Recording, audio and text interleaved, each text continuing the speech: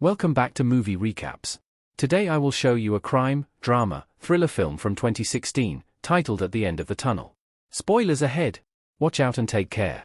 Joaquin is a paraplegic computer engineer that lives alone in his old, big house that keeps the haunting memories of the wife and daughter he lost in the car accident that took his ability to walk. His only company is his elderly dog, Casimiro, who hasn't been able to walk in a while. When Joaquin calls the vet to ask about the results of his tests, he's told there isn't anything they can do about it. So Joaquin searches the internet for painless ways to put down a dog, buys the corresponding narcotic, injects it inside some biscuits, and puts them away in a jar for when the time comes. One afternoon, a woman named Berta and her young daughter Betty, who can speak but won't, show up at his door, asking about the room he's renting on the terrace. They saw the ad and came without calling first, which bothers Joaquin a lot. Betty tries to pet Casimiro, who growls at her, as Joaquin warns her not to do it because he doesn't like strangers. He only gets more annoyed when Berta decides to move in right now, but since he needs the money because the house will be confiscated soon, he doesn't complain much. Joaquin is very antisocial, so he doesn't like it when Berta tries to spend time with him on the first floor and even tries to help him by cleaning and tidying up. But Berta doesn't give up, she keeps trying to talk to him and know him better, even if he won't answer her questions. She shares a bit about herself, telling him she's a properly trained dancer that came to the big city looking for success but ended up dancing against poles. When she asks him why he won't sell the house to pay his debts, he refuses to answer, but it's quite obvious that it holds important memories to him. Berta also plays music too loudly, and Betty has the habit of hiding in random spots around the house, but no matter how annoying they can be at times, both of them start growing on Joaquin, especially when they make him a special birthday dinner. Betty also manages to befriend Casimiro, who not only stops growling at her, he even stands up and moves towards the kid, allowing her to hug him. Witnessing this makes Joaquin cry, although he waits until he's alone to do so. Joaquin spends a lot of time in the basement, where he works with computers. One day, he starts hearing weird noises coming from the neighbor's house, so he puts a stethoscope on the wall to hear them better. It appears there is a group of men on the other side who are paying attention to his movements and noises too, and they even know he's in a wheelchair. They decide they will come back later when nobody can hear them, so Joaquin tapes the stethoscope to the wall and connects it to his computer so everything they say will be recorded while he goes upstairs to have dinner with the girls. The following morning, Joaquin listens to the recording and takes note of the names he hears, but he can't quite understand what they are doing down there except for the fact they're moving some pieces of wood around.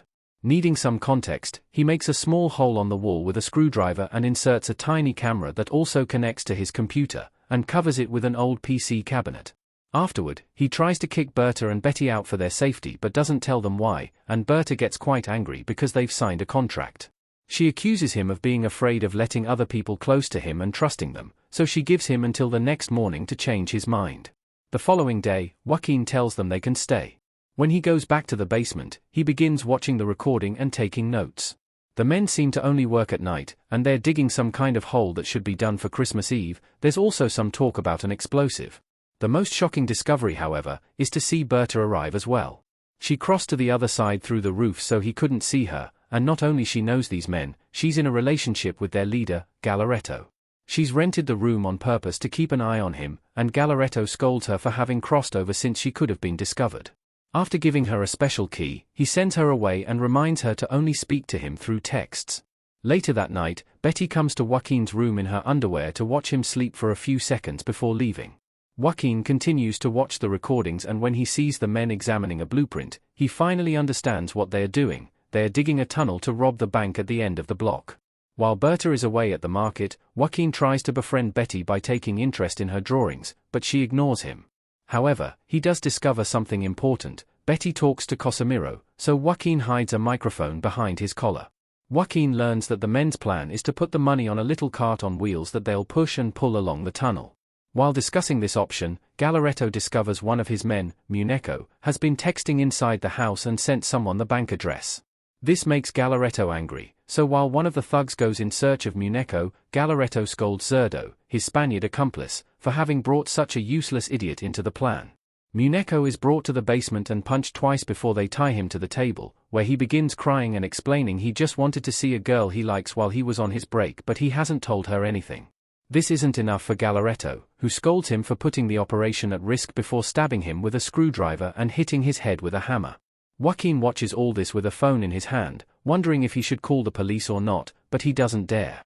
Galaretto's brother, Canario, wonders what they should do with the body, and Galaretto tells him the corrupt cop that is helping them with this plan will take care of it. Later, after recovering the microphone from Casimiro's collar, Joaquin puts a sedative in Berta's wine and ties her to his bed, then he takes her phone and sets up an alarm for when he needs to sedate her again.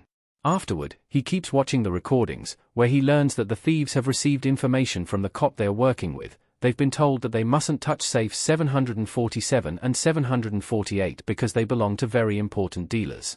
A new person also arrives with the explosive they'll use to enter the bank. It's a woman, Renee, who will have to take over Muneko's place. When Berta wakes up, Joaquin feeds her and asks her why she's going out with such a douche, but Berta says he isn't a bad guy, he may be a thief but he won't hurt anybody. To get her to cooperate, Joaquin brings his laptop and shows her what they did to Muneko. While she watches how horrible her boyfriend truly is, Joaquin goes to see Betty and after teaching her she mustn't be scared of him, he allows her to take his daughter's old room and take Casimiro with her. Then, Joaquin begins working on a plan to take some money from the thieves. He thinks he can dig a hole on his floor right above their tunnel and simply lean in and take some money from their little cart when it's passing by. When he tells Berta about this idea while massaging her limbs, Berta tells him he'll get caught and killed, but he trusts his idea and puts her to sleep again after stealing her necklace where she keeps the key Galaretto gave her. Joaquin goes back to watching the thieves work and hears them curse when they find a water pipe in the tunnel, which means they've been digging in the wrong direction.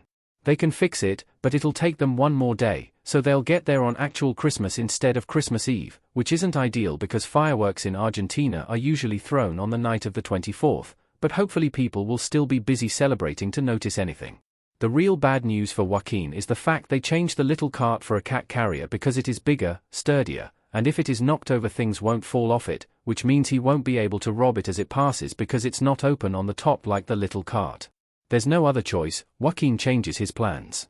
He finishes opening the hole on the floor and he goes down to cover the lid he made for it with dirt and seal it properly so it isn't noticed. He also examines the pipe and takes its measurements, making sure water is still running through it. However, when he tries to go back, he sees Galaretto and Canario coming down the tunnel, so he hurries to hide in the abandoned area while hearing them talk about a safe house only the two of them and Zerdo know about. Canario isn't very happy about Zerdo knowing too because he doesn't trust him, especially after what happened with Muneko. After the two men leave, Joaquin returns to the house just in time to sedate Berta again, but Betty is nowhere to be seen. After finding Casimiro alone, Joaquin realizes what has happened. Betty has gone down the hole. Joaquin checks the camera and sees his suspicion is true, she is in the other house snooping around. At that moment, the men return to the basement, but luckily Betty knows she needs to hide. While Zerdo looks for his watch, which he is sure he left there and now he can't find, one more person joins them. It's Gutman, the corrupt cop that is helping them with this operation. He's brought them a list of all the saves that must be avoided because they are connected to the alarms, and he promises to send police cars to patrol anywhere but that neighborhood. In exchange, Galaretto must recover the papers from safe 155, which someone is using to blackmail Gutman. After they leave, Betty runs back into the house, and Joaquin helps her climb back up, discovering she's the one that took Zerdo's watch. Afterward, Joaquin notices that Galaretto is calling Berta instead of texting her, and he needs her to pick it up so he doesn't get suspicious. Since she still refuses to cooperate, Joaquin brings his computer again and after pointing out Betty stopped talking 2 years ago, which is also when she met Galaretto, he plays the recording from Casimiro's collar, where Betty is telling him how Galaretto touched her in secret. Joaquin tells her he has a plan to ruin his operation by filling his tunnel with water, and Berta, who is incredibly upset about his daughter, finally accepts to help. When the phone rings again, she picks it up and tells Galaretto that everything is fine and Joaquin almost never goes down the basement these days. After she hangs up, Joaquin sedates her again. During Christmas Eve, Joaquin and Betty watch the fireworks together while the thieves install the explosive. They'll be taking a break and go in at 8 am, so after locking Betty up in her room, Joaquin takes advantage of that break to go down there and move the explosive to put it on the water pipe. Next, he goes to the end of the tunnel and opens a hole that takes him to the bank, where he picks the lock of one of the forbidden safes, 748, and takes some money in a bag before leaving, not noticing he hasn't closed the safe all the way. On his way back, he sees Renee checking out the tunnel. He thinks he can hide the same way he did last time, but they're about to activate the fan that will clear the air in the tunnel, so he must rush back into the bank not to get asphyxiated. After that is over, luckily for Joaquin, their preparations take long enough for him to go back down and return to his house in time before they notice him. They detonate the explosive and the water starts leaking off the pipe, but they can't tell because they find the hole Joaquin dug and think the explosion made it. Renee enters the bank with two of Galaretto's workers, Peachy and Schwarzenegger, and all three of them quickly start emptying the safes according to the numbers Gutman had assigned them. They discover 748 has been opened already, but they don't have time to think about it because at that moment they discover the water is starting to fill the tunnel. Galaretto, Canario and Zerdo see this as well, but instead of helping, they grab the money they already have and run away. Peachy and Schwarzenegger try to escape as well, but the tunnel is already half full, so they go back into the bank and open one of the connected safes to activate the alarm so the police can find them before they drown. But Renee, who has tried to cross the tunnel as soon as she saw the water, doesn't make it to the other side in time and gets stuck in the middle. Hearing her cries for help, Joaquin opens the hole and tries to help her, but as soon as she sees him, she starts yelling and warning the others about the neighbor as she tries to pull him down with her, so Joaquin lets go of her and closes the hole again, leaving her to drown. The pipe finishes breaking and water soon starts flooding the bank and Joaquin's basement. He takes off the hole lid and washes the dirt off so it doesn't look suspicious, then he pulls a rope he had prepared earlier to make a bunch of old computer cabinets fall on top of it as he leaves the basement with his bag of money. As power goes out on the whole block, he checks on Berta, who attacks him and pins him to the bed, demanding to know why he didn't trust her. Joaquin kisses her and tells her he has the money, so the three of them could escape together, but Berta doesn't accept this. She grabs the syringe to try to sedate him, so Joaquin has no other choice but hit her to knock her out. After injecting her the sedative, he washes the dirt off his body and goes outside to talk to the police, pretending to be an innocent neighbor that is worried about the water in his basement, and is told to wait inside. Gutman is nearby overseeing all this and he calls Galaretto to know what happened, but he doesn't understand either. Gutman hangs up on him when he hears they couldn't retrieve his papers. Moments later, Gutman takes a group of cops with him to search Joaquin's house, and he allows them in, still pretending to be an innocent citizen that only wants the system to do something about all the flood damage. He had already let Betty out and made her stay with Berta in his room so he could pretend they are his wife and daughter. The basement floor has sunk, so the cops can't find the hole he dug there and they accept there's nothing weird in his house. Galaretto keeps trying to call Berta's phone, which is in Joaquin's hand and is ignored, but when Gutman is on his way out of the house, he takes the phone thinking it's Joaquin's and saves his number, asking him to give him a call if he remembers anything that could help the investigation. Just a few moments later, Galaretto, together with Zerdo and Canario, come to the house too, pretending to be cops. Not wanting to raise suspicion, Joaquin allows them inside as he sends Gutman a text asking him to come over. At the same time, Gutman is calling Galaretto to yell at him for having opened safe 748, but Galaretto hangs up on him without a care before interrogating Joaquin. He tells him all he knows is that his basement got flooded when some thieves tried to rob the bank and that he lives alone because the woman that was renting his room left yesterday, but at that moment, Betty comes out of the room, blowing his story. Galaretto takes out his gun and after checking on Berta, who is still sedated, he picks up Betty and tries to interrogate Joaquin again.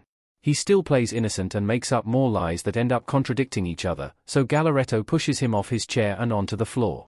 Canario starts hitting him and kicking him, trying to get him to confess, and is only saved by Berta's phone suddenly ringing.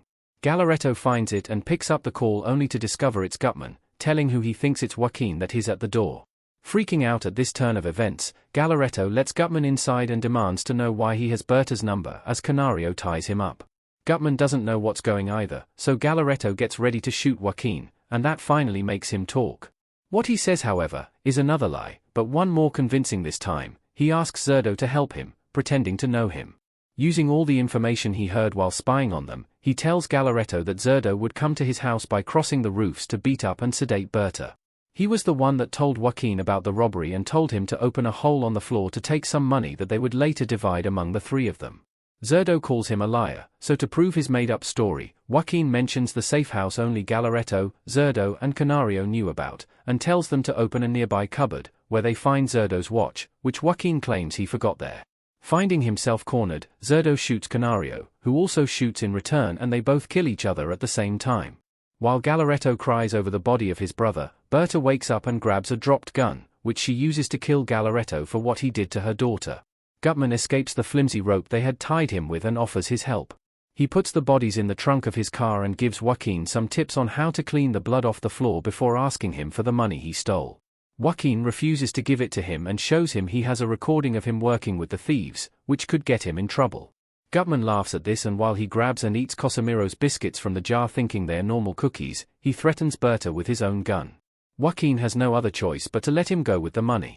While he's driving away, Casimiro's narcotics begin taking effect and Gutman gets dizzy, which causes him to crash his car and start a fire, so he decides to just lay down on the ground and wait for death or the police to take him. Many days later, Joaquin's house has been cleaned and emptied, and he's ready to leave it behind to start a new life with Berta, Betty, and Casimiro.